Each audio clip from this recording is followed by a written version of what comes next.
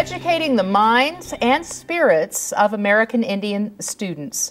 Hello, welcome to Comcast Newsmakers. I'm Beverly Weaver, and joining me now is Dr. Cheryl Crazy Bull, President and CEO of the American Indian College Fund. Welcome. Thanks for coming in. Thank you for having me. Yeah. Let's begin really with the changes. Certainly you have been around Native American communities for a very long time. What changes have you seen in those communities, Cheryl, over the years? Well, with the tribal colleges and universities, which have been in existence for a little over 40 years, there's been a real rise in community entrepreneurship.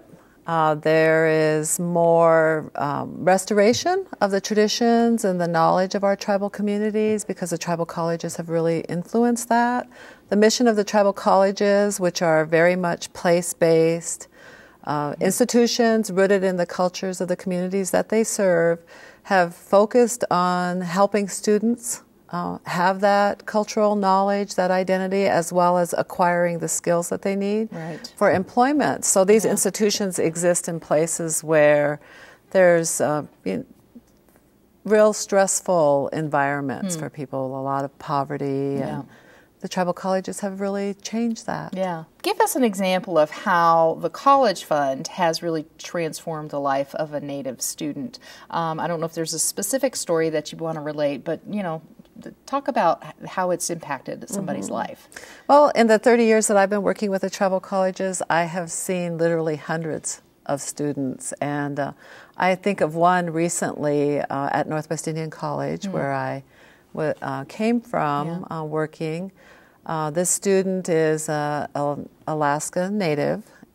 She grew up with a subsistence living experience with a family of 9 children.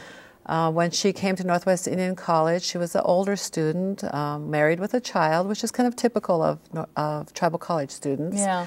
And she became a scientist. Yeah. She has become an expert on the impact of the climate change on the subsistence lifestyle of her community. Wow. And she received scholarships from the American Indian College Fund throughout her experience and recently became a Sloan Fellow of the College Funds. Wow. And is working on her master's degree in geography. Nice. And will continue that work. So she's just an example of a student who kind of came from a really tribal lifestyle into a higher education. And tell us about the tribal colleges and universities that the fund does support, because as you said, you're really trying to engage both the cultural aspect as well as the education to become employed or improve employment skills. There are currently 33 tribal colleges and universities. The majority of those are chartered by tribal nations to provide post-secondary higher education.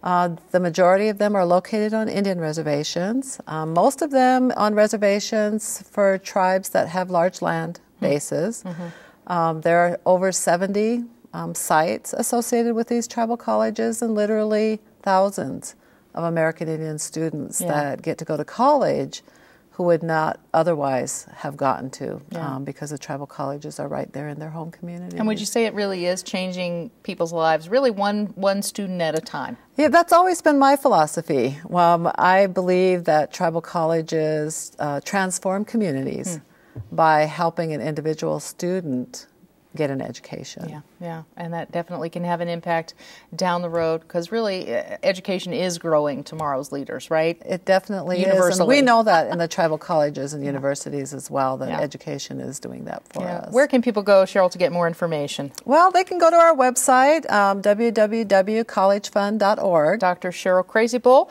President and CEO of the American Indian College Fund. Thanks so much for being with us. Thank you. I'm glad to have been here. And thanks for watching Comcast Newsmakers. I'm Beverly Weaver.